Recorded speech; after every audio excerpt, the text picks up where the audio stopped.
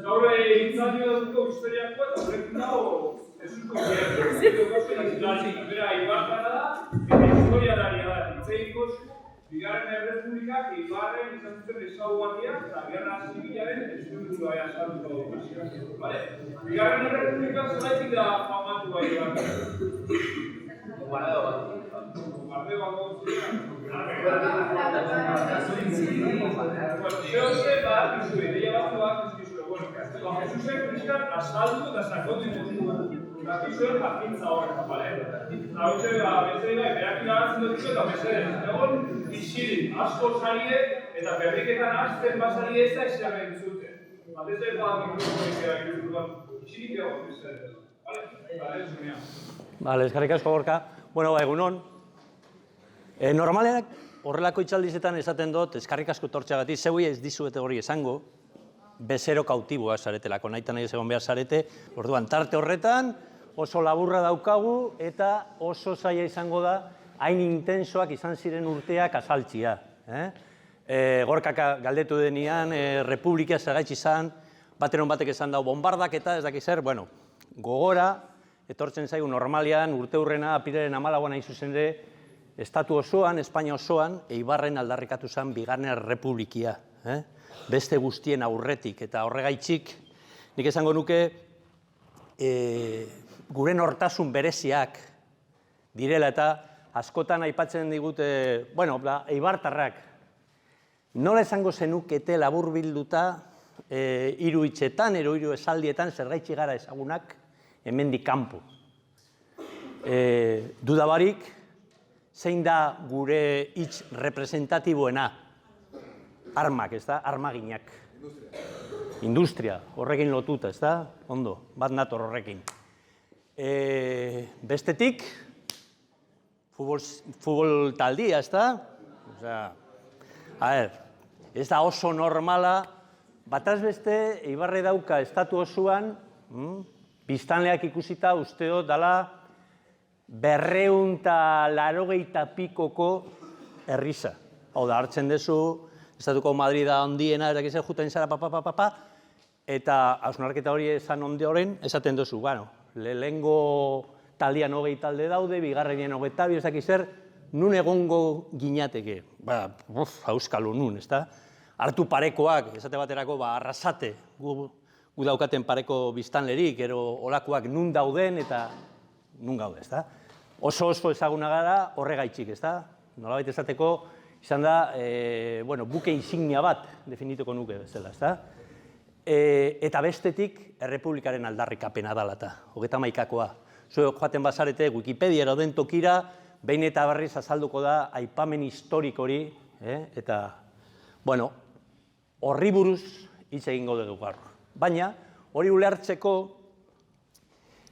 nahitaezkoa da, ulertzea zergaitzi gara, ero izan garan, hainbeste mendeetan, armaginak, bale? Eta, bueno, irudi horretan gogoratuko zari, urtarriaren 30an ospatu zen Eibarko Klub Deportiboaren 100. urte hurrena, eta bezperan egin zuten horrelako irudi bat, gogoratzen zarete? Behin dela 2 hilabete. Eta niri burura etorri zitzaidan, laburbiltzeko ideia hori guren urtasuna azpimarratzeko daukagun bereiztasun hori, nola, hemen, Menditon Torretik lotzen da argiekin herriraino diren gauzak. Hemen ikusten duzue unbeko argizak eta abar, bai. Hemen pertsona bat bakarrik egongo balitz, izango zen, on isolatuta mendizan dagoen zeo zer. Baina hemen, laburbiltzen da,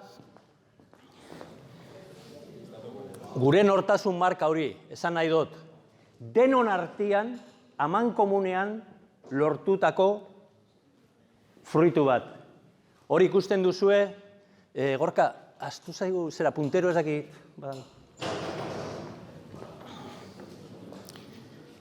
Hemen adibidez ikusten duzuen osatuta, ez bakarrik ibilbidea argizekin beraino, baizik eta urtia, 100 urte hurrena. Baina esan nahi dut, nun gaude gu kokatuta, nun bizi garen. Horrelako baiara estu baten, ez da? Hau da, natura eta orografia ez da bat ere erreza, ez da? Aurreko egunean egon nintzen nien hemen berbetan, horreko astean, esaten genien, bueno, begiratu kanpora, zabaltzen badugu hor daozen lehioak eta ze ikusten dugu.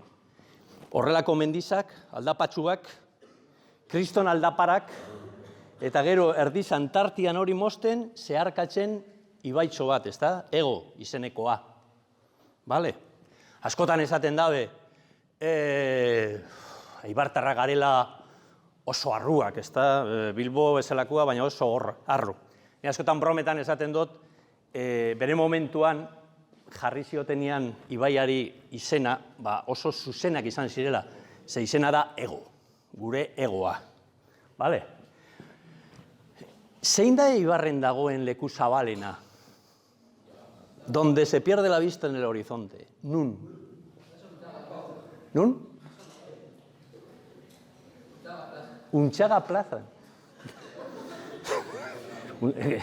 Barregarria da, Untxaga plaza, baina hau da, zu jartzen zara ayuntamentuko udaletxeko atian, behatzen dezu jubilatuen etxeraino, gero daude gradak, eta hori da Eibarren dagoen leku zabalena.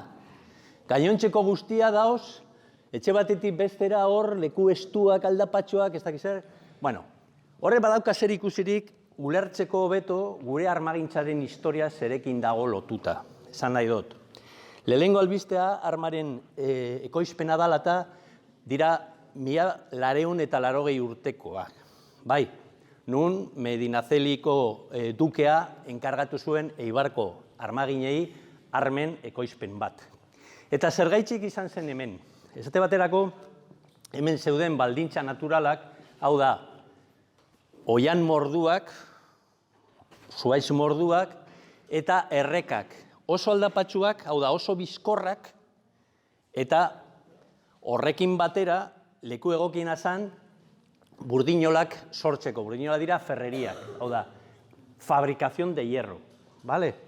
Horren inguruan, hasi ziren, lehengo mota ezberdinetako gauzak egiten, eta denbori aurrera joan ala hori bihurtu zen armen ekoizpenarekin. Eta horregaitzik, 15. mendetik aurrera, gu izan gara beti arman ekoizleak. Eta gure bezero importantenak izan dira gobernuak. Ze Espainiak zeukan mundu guztiko poderioa, bai Ameriketan, bai gainontzeko kolonietan, bai Asian, Filipinak, Kuban edo esate baterako Belgikan, Holandan eta olakoak, horretarako gu oso importante izan ginen. Eta bestetik, leku naturalena Gaztelatik kanpora juteko da hemen daukagun baiara, hau da, Burgosetikan etortzen ziren produktuak, hortik Gasteizera, eta Gasteizetik Eskoriaza partetik hori zeharkatu, eta gero Altxolaraino ailegatzen ziren, eta Altxolan horrelako sakontasun gutxiko lantxak izeneko itsasontzietan juten ziren Deba eta Mutrikuko portuetara, eta handik mundu guztira. Hau da, askotan juten ziren Kadiz ero Sevillara, eta ja azten zen bide luze bat Ameriketako, Ego Ameriketako herrialde guztietara bideratzeko, ero Inglaterrara, ero Terranobara, ero Belgikara, ero dentokira. Orduan, gure kokapen fisikoa, naiz eta zaila izan, bihurtu zen de la necesidad virtuduz. Nola baita esateko, altera genuen etekin bat horretatik. Hori dela eta, eibartarrak beti egon dira mundura zabalik. Nahita nahi ez, bere produktuak, bere armak, mundu guztian saldu behar ziren. Zehazki, errepublikarekin zentratuz, kontuan eduki behar duzue, eta igual historiako klasetan entzun duzue, 19. mendeko bukaeran Espainiak galdu zuen azkenengo koloniak, bai Filipinak eta bai Kuba, 1888an hain zuzen ere. Horrek esan nahi dau, aurreko mendeetan ez bezala, Espainiako estatua gelditu zela erabat atxeratuta. Industrializazioa dala eta, nun fokoa, ero zentroa, Inglaterra zan, ero Gran Bretaña orokorrean, ero Frantzia eta Estatu Batuak eta bar, Espainiako estatua gelditu zan hor atxeratuta. Eta gelditu zitzaion azkenengo kolonia, azkenetarikoa bentsat, zan Marruekos. Orduan, 20. mendeko hasieran, Marruekoseko gerria sortu zen, marruekatarrek behar zuten, aldarrikatzen zuten bere independentzia, eta hor jotasua ibili ziren urte morduetan. Eta bertara joaten ziren soldaduak. Baina ez pentsa gaur bezala zala, baizik eta diru kopuru bat ordaindu ezkero, dirudunek ez zuten hartzen beharra bertara joateko, baizik eta herritarra joaten ziren. Orduan, 1923an, zegoanean erregea Alfonso Hamahirugarrena, hau da, Juan Carlos I-ren aitzitza, Juan Carlos I atzo bertan uste dut egon zala arrantxetan San Senson, Galizian, que bizita batzuk eitzen ditu, bera zegoen, aginpean, eta 1923an estatu kolpe bat militar batek eman zuen, Miguel Primo de Rivera izenekoa, eta erregeak ontsa hemen zuen diktadura horri.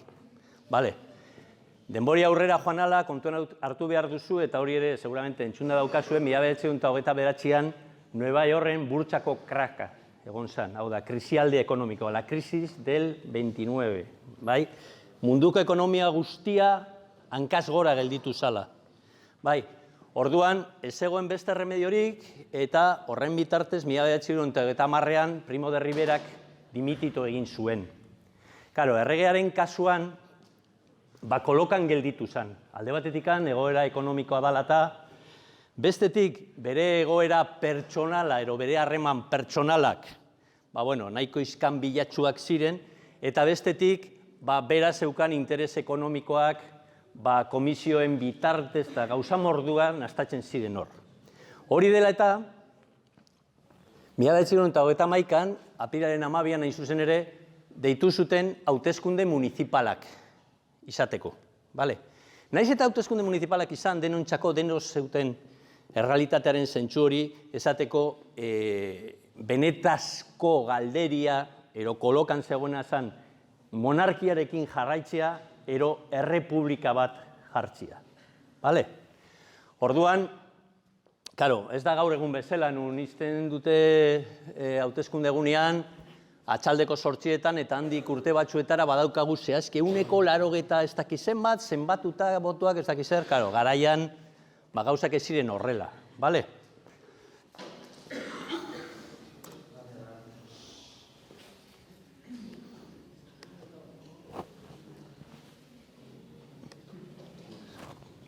Beraz hori igande bat zan, apirilaren 12, eta hurrengo egunean zurrumurroak geroz eta gehiago, esaten zuten, irabazleak errepublikaren aldekoak izan zirela, baina ez zeukaten ondiokan zenbatuta.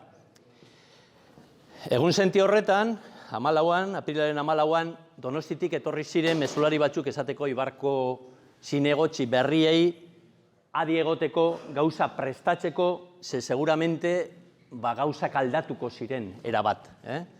Hauteskundetan, Ibarko kasuan, 19 zinegotzi aukeratu zituzten, hauetatik 18 izan ziren republikano sozialistak, hau da, errepublikaren aldekoak zirenak, eta bat besteik ez EAJ-koa, PNV-koa. Beraz, ez monarkikorik, ez eskumakorik, ez ezebez. Beti ere, bat dator lehen aipatutako zentsuarekin, hau da, Ibarko biztanleak, langile peto-petoak, beti ere aurrerakuntzekin lotuta, eta gauzia da, dokumentuak ikusita, goizeko 6:00 bildu ziren, hor ikusten dugun banderia, hor dago gela bat, ezautzen duzuen udaletxean, eta erabaki zuten republikia aldarrikatzea, Espainiako republikia. Beti ere pentsatzen, gainontzeko toki guztietan, estatuko toki guztietan, gauzak bera egiten ari zirela.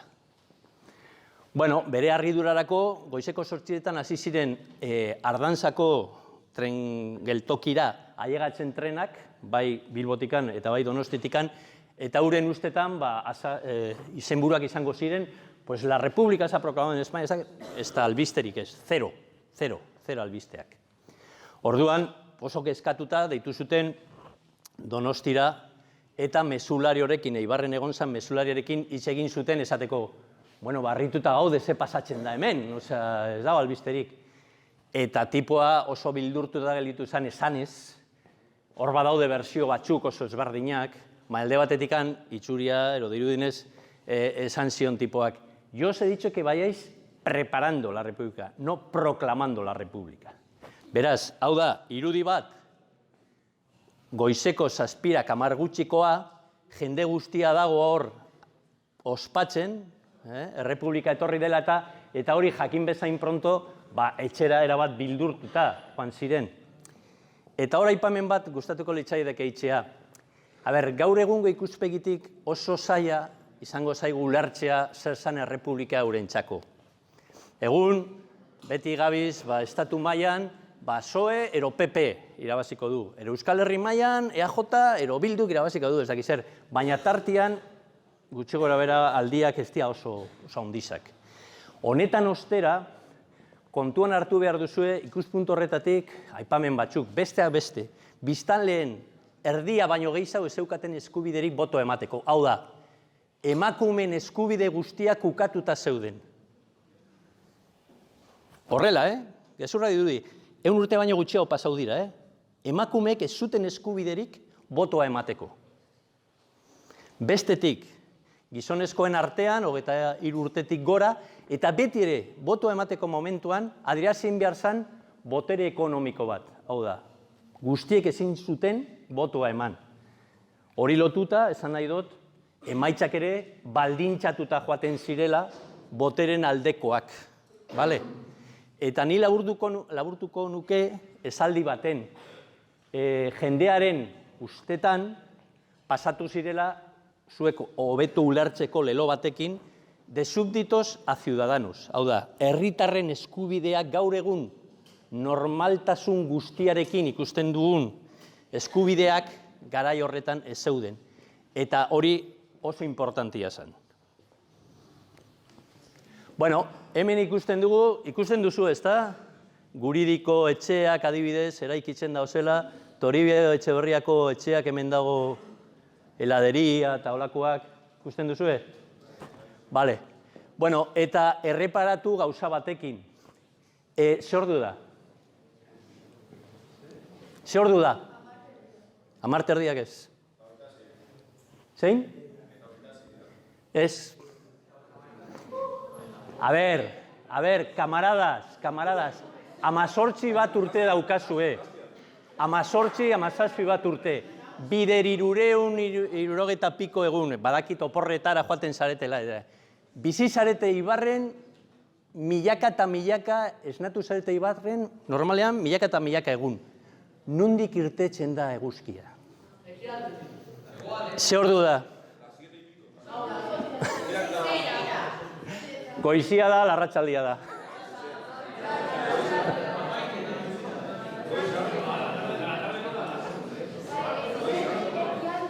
Apirilean gaude, lehenengo galdera, goiza da, larratsaldea da? Goiza, oso gaizki. Nondik irtetzen da eguzkia? Begiratu ondiokan. Gorka, zabaldu mesedez pizka bat hori.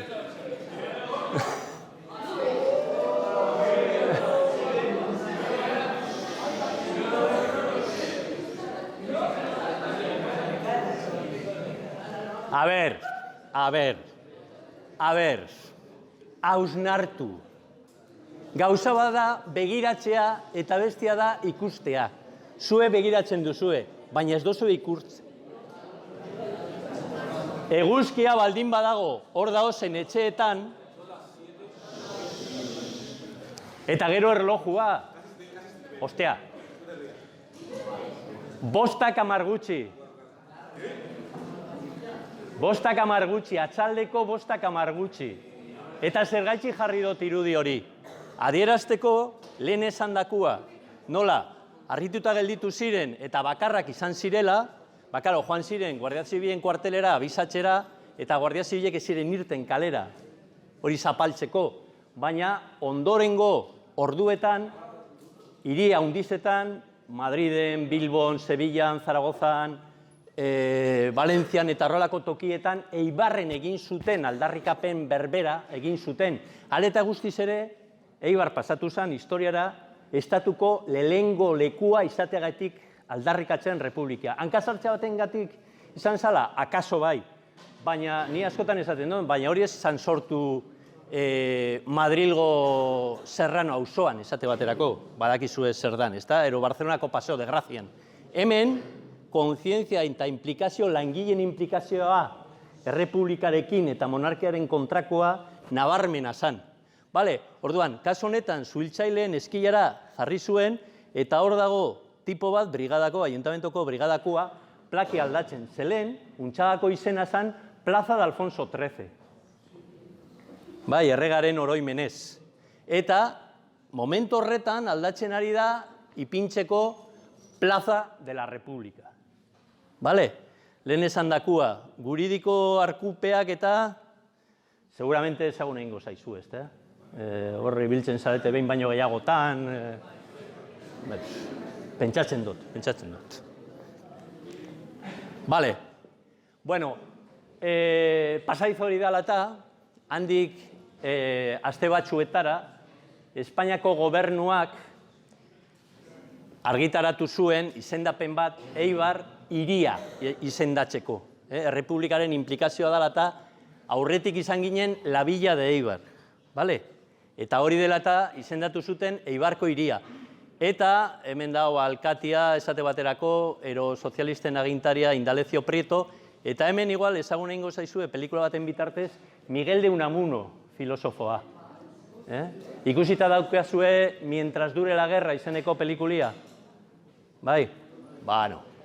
Eta hemen besteak beste, momentu horretan errepublikaren alde zegoen militar bat oso famatua, Sanjurjo, generala, eta gero matxinatuekin joan zen eta Andaluziako burua izan zen estatu kolpean. Baina hemen jasotzen da, ekainaren 3an hain zuzen ere, 31an, hau da, udaletxean aterata argazkia, Eibar hiriaren izendapena. Bueno, esan dezakegu, republikia bereizten dela 3 garai ezberdinetan. Alde batetikan, aldarrikapenetik, hau da, 31atik, eta hor, onartzen da garaiko konstituzioa, abenduan hain zuzen ere, eta lehenengo garai hori joten da 31atik 33ra, azaroak arte. Eta hor, hartzen dira neurri aurreratuenak, hau da, emakumei botoa ematea, esate baterako, estatutoak bultzatzea, hau da, Katalunia, Galizia, ero Euskal Herrikoak, lurraren jabetza nola izan, militarren ordenamentua nola izan, ze militarrak ziren botere faktikoa oso nabarmena. Orduan, itxein zuten, esate baterako, Zaragozako Akademia Militarra nun burua zan Francisco Franco, esate baterako. Orduan, bigarren garai horretan, Errepublikako bigarren garaian, luzatzen da 33tik 36ra. Ze pasatzen da hor? Ezkerreko alderdi politikoek erabaki zuten bananduta jutea hauteskundetara, eta orduan eskumatarrek hartu zuten boterea. Hori dela eta, euren legealdi horretan, euren helburu izan zen aurreko garaian hartutako aurrerakuntzako neurri guztiak bertan beralagatzia. Eta gero ikusiko dugun moduan hor nahizko iskanbilatxo izan zen garai hori.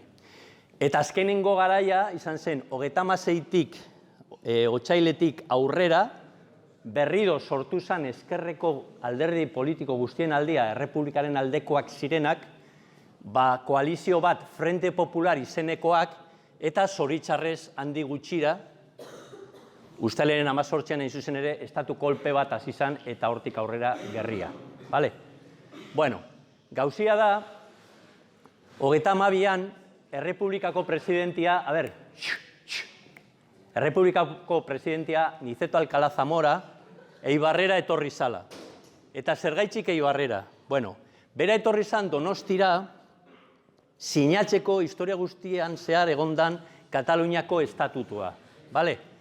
Eta besteak beste, egon zan Oñatin, Deban, eta nola ez ikur bat zelako, Eibarko hiria, bere implikazio gaitzik Eibarrera etorri zan. Badaude argazki batzuk, deskapotable baten Urkizutikan, Untxagan, Isasi Gotzen, Eskolar Merizara joan zan, eta abar, eta 3 opari egin zioten. Alde batetikan luma bat, damaskinatua, eta luma horrekin urrengo egunean Gipuzkoako Foru Aldundian sinatu zen Kataluniako estatutoa, bestetik pistola bat oparitu zioten, al primer ciudadano de la República izenarekin, hori ere damaskinatua, eta gero, elkarlan bat adierazteko langile eta baserritarren artean, udaleko agintariek erabaki zuten, Debara jutea, Deban zegoen artisau bat, Amuategi izenekoa, eta Errepublikako presidenteari oparitzeko zeo zer, ezta?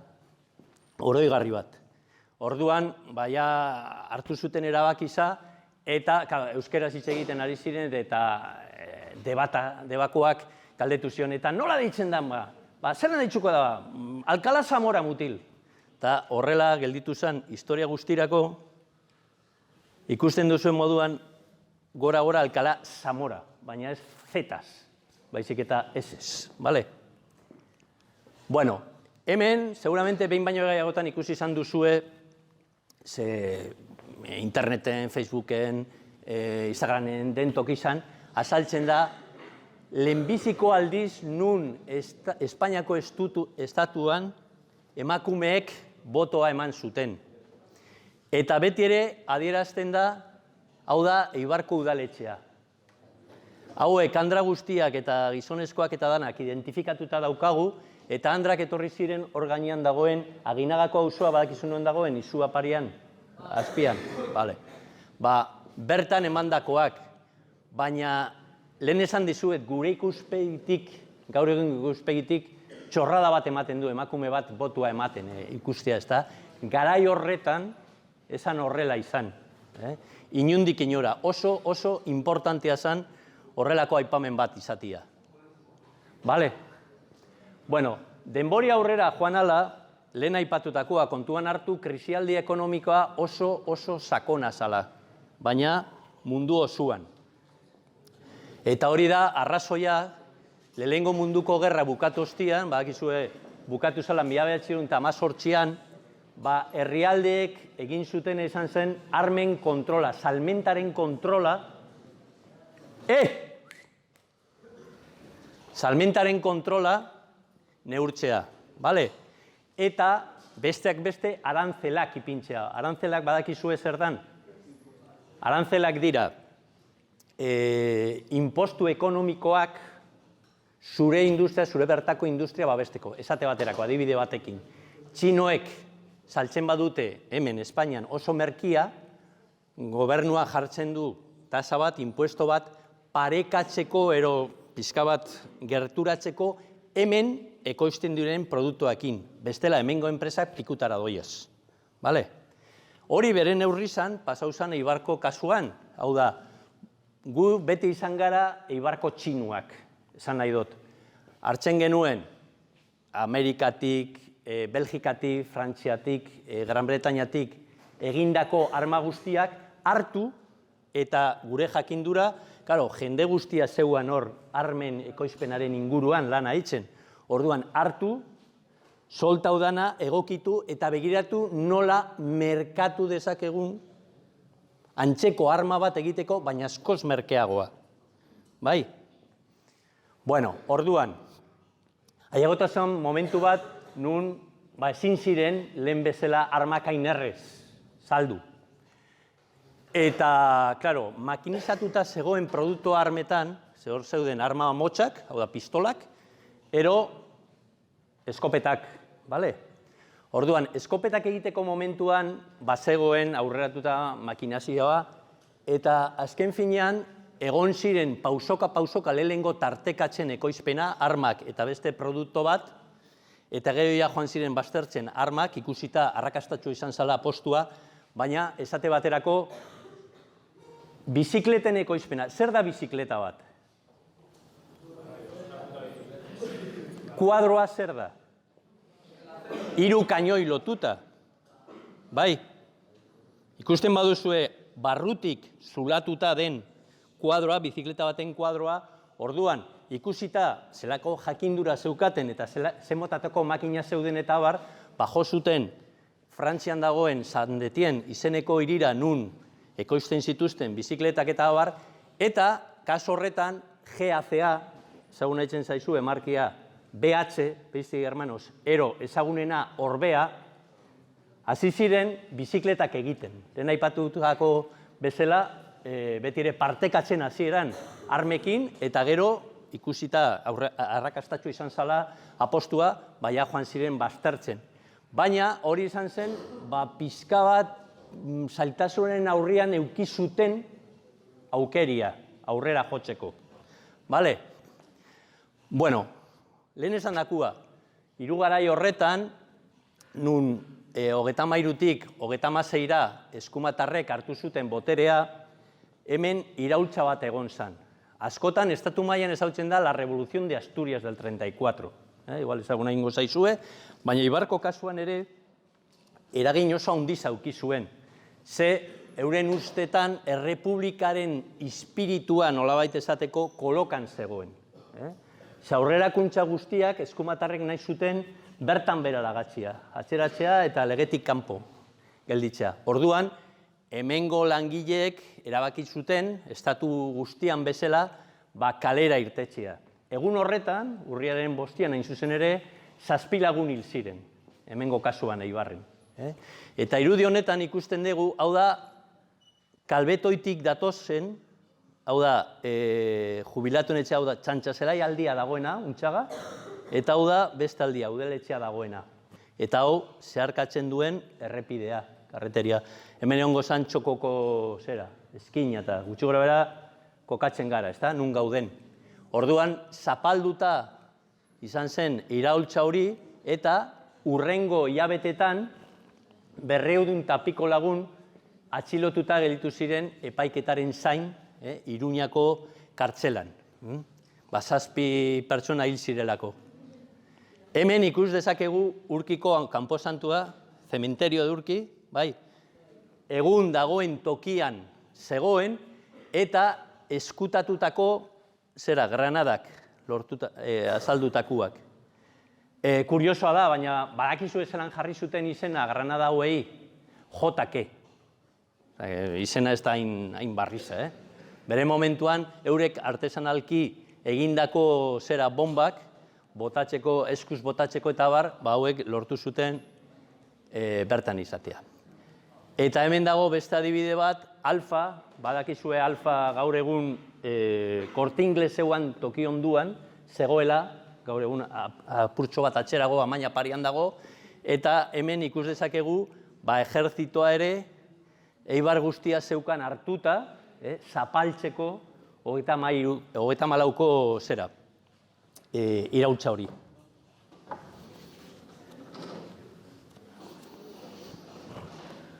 Bueno, hemen marrazki baten, nola pasatzen zuten denboria Iruñako kartzelan, ezta? Epaiketaren zain, lagun morduak, 18 bat lagun, sartzen ziren zelda bakoitzean, beti ere, epaiketaren zain, noiz irtetzen dan. Eta, zoritzarrez, lehen esan bezala, irten ziren, amnistia baten bitartez, Frente Popularreko garaipena izan ostian, 36ko hasieran, baina handik, hilabete batzuetara, ustaren 18an hain zuzen ere, estatu kolpe bat sortu zen, militarren bitartez eta botere faktikoen bitartez. Azken finean, betidanik mende askotan eta askotan eukitako boterea eskumatarrek ezin zuten onartu hori demokrazia baten menpen egon behar zala, herritarren botoen arabera. Egungo ikuspegitik ez pentsa hainbeste aldatu denik hori guztia, pentsatzen badu horren arrazoiak, hau da, uko egiten demokraziari eta abar, eta hemen sortu zen eta beriz dezakegu Euskal Herrian dagozen lau lurraldeak, hegoaldekoak, hau da, Nafarroa eta Araba, nekazaritzan, lehengo sektorean zeukaten bere ekonomia oinarrituta, eta aldiz, Bizkaia eta Gipuzkoa, industrializazioa eta errepublikaren aldeko pertsona oso ezberdina zen besteekin konparatuta. Gauzia da, 36ko uda horretan, lortu zuten hasieran Nafarrotik Irungo mugaraino igotzia, irailaren 5an, hain zuzen ere, ailegatu ziren bertara, pixka bat izteko nazioarteko laguntza errepublika. Hau da, benetazko eta legala zen errepublikaren aldekoa.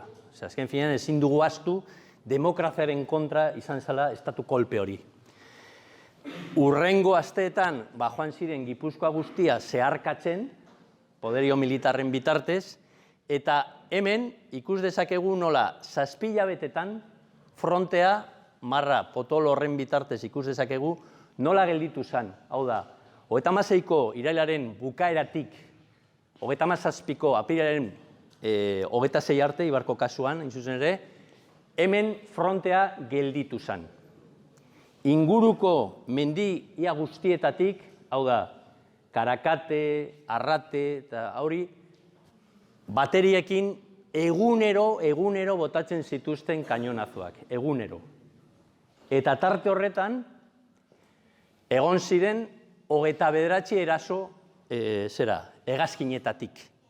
Eraso hauek, alemanek eta italiarrek egin zuten, hau da, Hitler eta Mussoliniren aginpetan zeuden, eta botatzen zituzten bombak behin eta berriz Eibar gainera. Bale?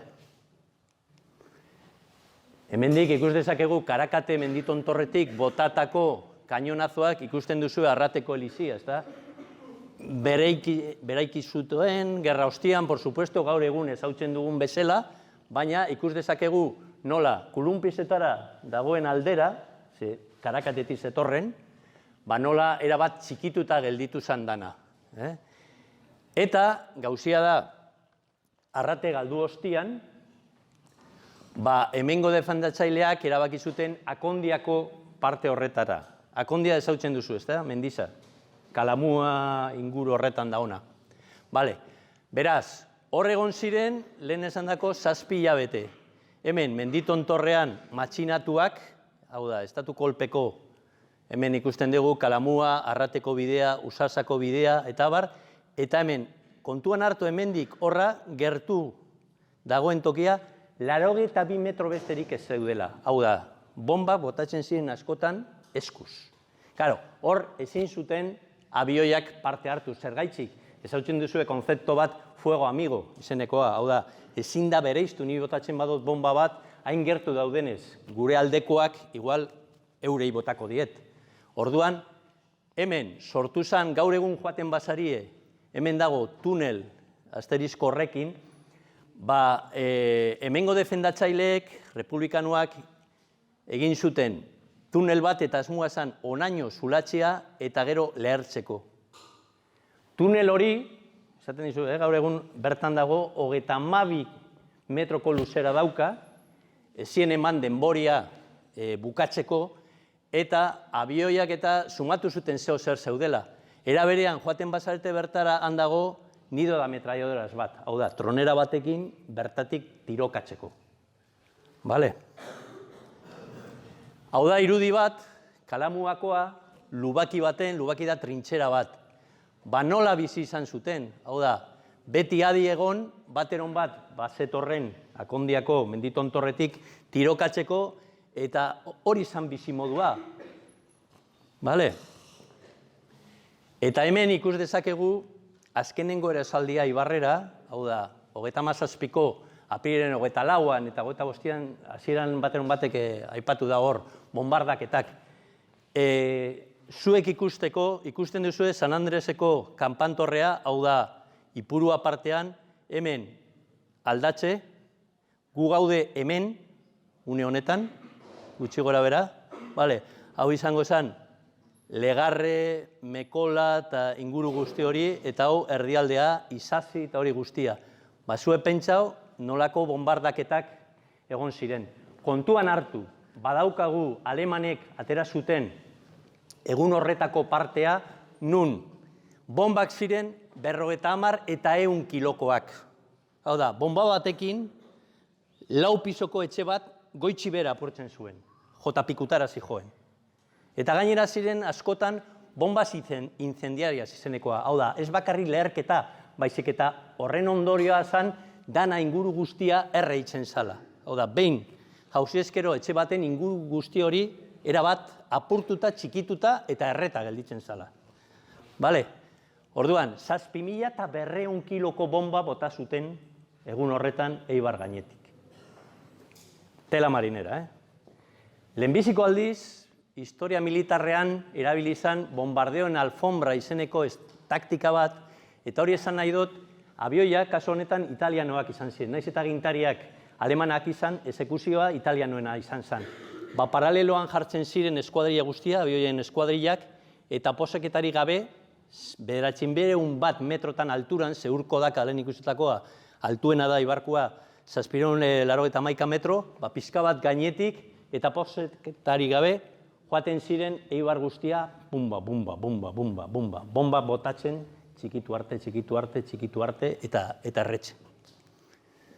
Adibide bat, hotela dagoen tokizan, bai, batxokia eta bar, Eibarren eraiki zuten 16 babesleku, refugioak, bale? Horretarako aprobetxatzen zuten garaian zeuden erreken tunelak edo trenbidearen tunelak, esate baterako hemen azpizan dagoena estazio onduan, bai? Edo Urkizuko torretan badago bat tunel txiki bat Matxarizara igotzeko, bai, zautzen duzue? Horrelako tokizak erabiltzen zuten. Hor zegoen bat, labaderokua gaur egun bezala, zue joaten bazarete leku horretatik Izazira, badago zerbide bat eskiarekin eta bar, hor zegoen babesleku bat. Ze pasatu zen? Bertan, bota zuten 100 kiloko bomba bat, eta lehertu beharrean goian, kontaktuarekin, zeukan efekto retardado. Hau da, sartu zen babeslekuan eta barruan zeuanean, bumba! Orduantxe, lehertu zen. Askotan, eurek kontatzen zuten, ez dala bakarrik leherketa gaitxik hiltzen direla, baizik eta aizerik gabe gelditzen direla. Hau da, barruko organo guztiak erabat txikituta gelditzen direla. Eta, irudi horretan ikusten dugu, konparaketa ume horrekin zelakua zan zuloa. Hor, 75 lagun hil ziren bakarrik babesleku horretan bomba horren ondorioz. Eta handi gutxira, ikus dezakegu hemen Mola Generala eta Francisco Franco, eta badakizuen nun dago hau etarata irudia. Ezagunetzen zaizue atzeko arkuak, guridiko arkuak, untxagan. Hemen ere igual, behin ere egon zarete, ezta? Bitan igual, probablemente.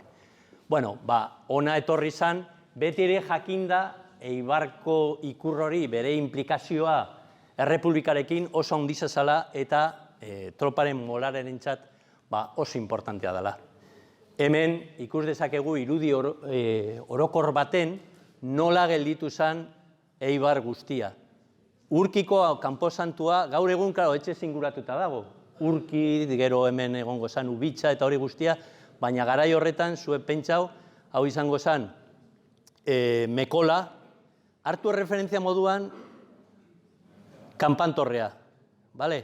Hemen hasiko zen Toribio Etxeberria, kalia, eta hau da Bidebarri eta Beruz Dijoana. Hemen orain bertan eraikitzen dauzen errekatxuko Etxeberriak eta hori guztia, hemen San Juan kalia eta bar, baina irudia ikusteko nola gelditu zen Eibar guztia hainbeste bombardaketak izan ondoren. Erabat bereraiki egin behar zen herri guztia, txikituta gelditu zalako, ez bakarrik etxe behizitzak, baizik eta normala denez, tailarrak ere, hau da, Orbea, Alfa, GAC, BH, eta langile asko eta asko, hemen ies eginda, klaro, burrukan ondiokan, bai.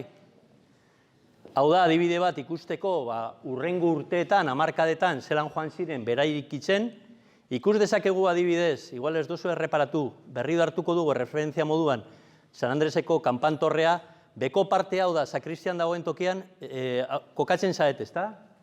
Toribio Etxeberriako bukaeran, hemen dago Zuluagaz, kultu eta hori guztia, eraiki zuten hau, berria, hemen dago parkia, kasino dagoen tokian, hemen eraikita Toribio Etxeberriako beko etxeak, kutsa eta inguru hori dagoen tokia, hemen ondiokan hortua daude, baina horren ostian eraiki zuten San Juan kaleko zera, etxiak, hemen Untxaga, hemen ikus dezakegu futbol zelai onduan eraiki zuten etxia, gaur egun existitzen direna, igotzen garenean Ipurura eskerreko parte horretan, Fray Martin Maia uste deitzen dela hori, eta hemen ondiokan eraiki gabe daude errekatzu, urki, ubitza eta hori guztia. Hori aurrera joan ala, joan ziren ja berrido egiten. Eta, kuriosidade moduan, hemen ikus dezakegu gero izango dana Ipuruako futbol zelaia.